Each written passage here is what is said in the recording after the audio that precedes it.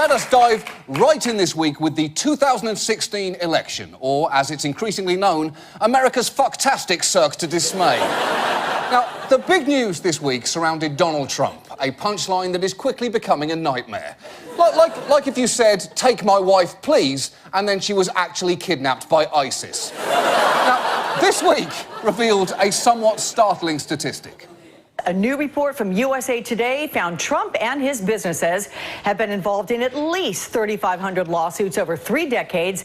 3,500 lawsuits. That is unprecedented for a presidential nominee. In fact, if each lawsuit involving Trump were the basis of an episode of Law & Order, they could sustain all 456 episodes of the original, all 389 episodes of Law & Order SVU, all 195 episodes of Law & Order Criminal Intent, and all 22 episodes of Law & Order LA, as well as every episode of The Practice, Ally McBeal, LA Law, Boston Legal, Night Court, The Good Wife, Matlock, Jag, Perry Mason, Judging Amy, The Guardian, The Public Defender, Owen Marshall, Counselor at Law, Harry's Law, Courthouse, Suits, Family Law, Sweet Justice, 1971's The DA, 2004's The DA, Reasonable Doubts, Damages, Shark, The Defenders, The Paper Chase, Head Cases, Judge for the Defense, and all 3 episodes of NBC's First Years, and at that point, you're still missing 1 lawsuit, but you've also basically run out of television shows about lawyers, meaning Trump's lawsuits exceed the limits of the fucking genre.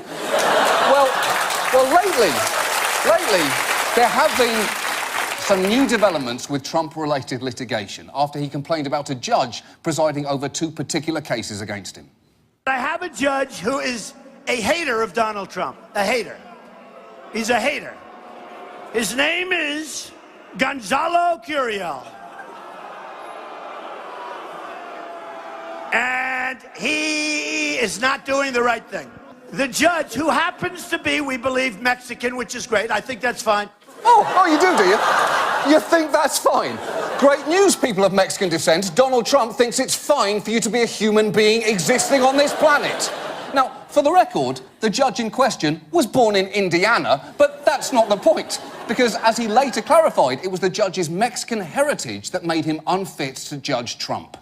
You're invoking his race when talking about whether or not he can do his job. Jack, I'm building a wall, okay? I'm building a wall. I'm trying to keep business out of Mexico. Mexico's fine. There's nothing... But he's American. He's an American. He's of Mexican heritage, and he's very proud of it, as I am where I come from. Wait, where exactly are you from? Because you look like you came out of a clogged drain at the Wonka factory, and you know what? That's great. I think that's fine. But think about what he's implying there. The judge is unfit to do his job because of his ethnic background. And just this morning, Trump took it a step further. What if he was a Muslim, though? You've been very tough on temporary Muslim immigration ban. If it were a Muslim judge, would you also feel like they wouldn't be able to treat you fairly because of that policy of yours? It's possible, yes. Yeah, that would be possible, absolutely.